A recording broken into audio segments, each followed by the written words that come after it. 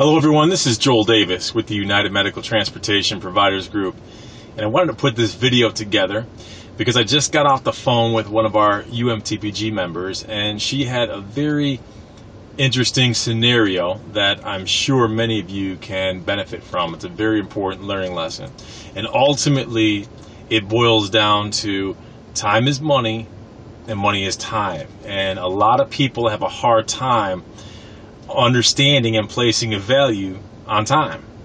In fact, I would argue that that's what keeps many people just working a consistent job or as an independent contractor versus going out and building a thriving and prosperous business. I just got the phone with this member, and she was explaining how yesterday she went to perform a stretcher transport at a hospital, and she got caught in the hospital for well over an hour. And she said that when it comes to this hospital, it's not uncommon. Well, this is a serious problem because her suggestion was, well, maybe I need to charge more money. Well, it's not about charging the money. It's about the actual process itself.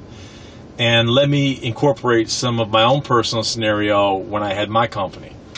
Our goal was when we get on the floor, so if we had a 1:30 appointment, if we had a 1:30 pickup, we are on the floor at 1:30, no later than 1:30, and that patient's ready to go at 1:30. Which puts a burden and a responsibility on those within the hospital or the nursing facility or wherever the patient is, that you need to be ready to be walking out that door at 1:30. So when I come on that floor, if you are a stretcher-bound patient, then I'm going to grab someone and you're going to help me transfer this patient onto the stretcher or in a wheelchair. But either way, you need to be ready to go at 1:30. There is absolutely no way you can send yourself or drivers onto a floor and play around for 30 minutes, an hour and a half, as is the case with this provider. It's just not feasible. Time is money, money's time. And although it wasn't a problem for her, if she had more trips scheduled 30, 45 minutes after this trip, it would have backed up her entire schedule. So as we discussed, and this is something that we did in my business because we had a similar scenario with the hospital. And if you've watched my DVDs, I go in detail where I've talked about the contract that I had with the area hospitals. One thing that we did, and it worked out really well, was our drivers, when they got on the floor, they had the sheet. We used to have to go get a fact sheet, and most hospitals don't do that anymore. But this fact sheet, when our driver got on the floor, the unit secretary or whoever was right there at the desk would sign what time we landed on the floor.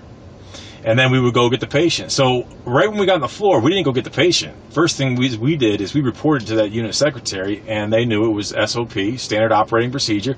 They were going to sign their name or initial it, and they were going to put what time our driver standing before them. So if we got there on time, if we got there early, if we got there late, it's documented. Then we would go pick up the patient. And now, once we're leaving the floor, what do you think we do? We stop back at that unit station, and they initial it again, and they put the time down. So what we were able to do was, again, over a period of time, as I always tell you guys, time is money, money's time, and always track your numbers.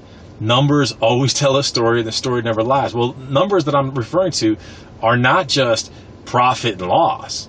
It's anything that is regarding your time, your money, time in, time out, money in, money out. So we were able to track this, and over a period of time, I was able to go to support services and say, look, we are averaging, let's say, 25 minutes. And that's too long because our goal is to have X number of transports per hour, per shift. So every time we come to one of your facilities, our driver's getting held up. The patients are not being ready.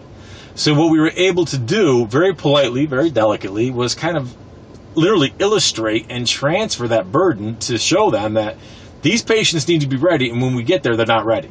Now, again, I had this contract with the hospital, and so we built into the contract as an amendment that at the end of the day, if we're held up and the transports were over a certain time, you are going to pay more.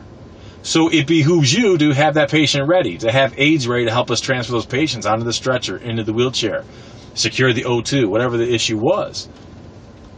So this provider who I was just speaking with said, well, I don't want to be pushy. Well, think about this. If she was held up on the floor yesterday for an hour and a half, and she went to John Doe unit secretary or support services from the hospital and said, look, I got a problem here. I was on the floor for an hour and a half. This isn't right. That probably would not have been the most tactful way to handle it. Maybe would have disenfranchised them and you would have looked pushy. Versus, if you are able to track over a period of time in, time out, and then you go to this person from support services or whoever's in charge and you say, look, over the course of the last month, we performed 28 transports, and from when we landed on the floor to when we left, we're averaging 35 minutes, 47 minutes, which is way too long regardless. That's a functional problem. Now, we can continue to perform these transports, but because of time and labor cost, it's going to cost more.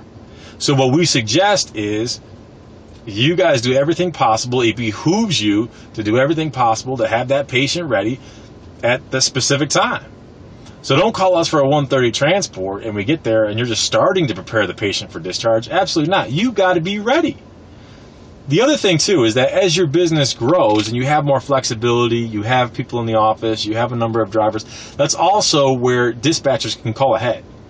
Dispatchers can call ahead and just confirm that the patient is ready or being prepared to be ready.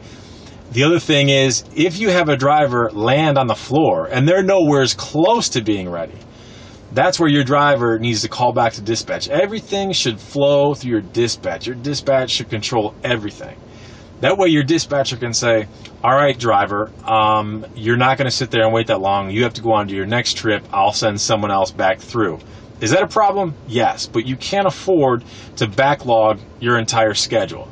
This is one reason why I don't like some providers who dispatch and they do it in a very lazy manner. What they do is they just assign, let's say, 5 drivers, 10 drivers. They'll assign them all equal number of trips, give them their daily manifest, send them on their way, slap them on the butt, and see them when they get back. That's not the best way to do it. Definitely is not the most efficient way to do it. So as this provider and I were talking about, the first thing I would do is use Dispatching Made Easy. If you're using Dispatching Made Easy, there's one of 2 ways you could print up your daily schedules or your trip manifest. You could print them up with or without signatures. So whichever one you prefer, you could print those up. And when your driver goes into the facility, you could make it part of your SOPs, part of your standard operating procedure, that he goes to that desk and that person is going to initial by it.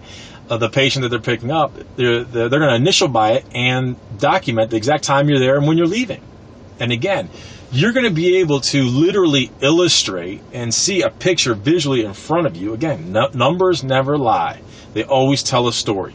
You're going to see where you're efficient and where you're not. And again, so you do this over a period of weeks, maybe a month or 2, and now you go back to that facility and you say, look, here's where we're at. Here's where we're averaging. We got to improve this because, number one, it's best for the patient, it's best for you, and it's best for us. Going back to this provider, again, she could accommodate this delay.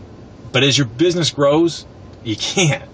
You can't accommodate this as your business grows. So even though you're starting micro, again, you plan, you prepare for a macro business.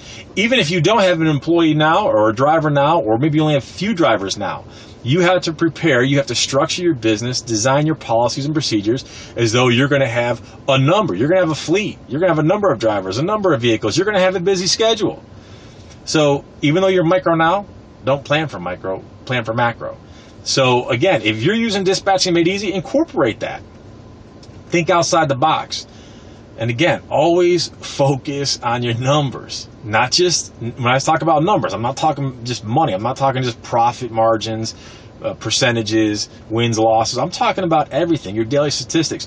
Go back to those DVDs and the ebook and look at all those things that I recorded. We recorded everything. I knew where I was making money, where I was losing money. I knew how many trips we did in, how many trips we did out, how many trips we had to turn down in a specific facility, from what floor. We tracked everything. And I know it's hard in the very beginning if you're a small business, if you're a 1, 2, 3 man operation, but as your business grows, you do have more flexibility, but you got to stay on the grind. And again, this is what separates the employee, a 1 or 2 man subcontractor, from a growing and thriving business. You need to take these calculated steps. And again, use the strategies in the DVDs. I know I continue to get a lot of emails from a lot of people, and I'm going to be honest with you, I can't read them all. And I'm not saying that because I'm trying to dismiss any of your emails. Trust me, I'm not. So if you have a serious, pending, pertinent question, join MDTVIP.com, post it there, because even when I travel, I still check MDTVIP.com, and there's a wealth of knowledge in there. So go through and study all that. And the other thing is, again, I know I keep beating a dead horse, but some of you guys, you keep sending us elementary questions. Study the material.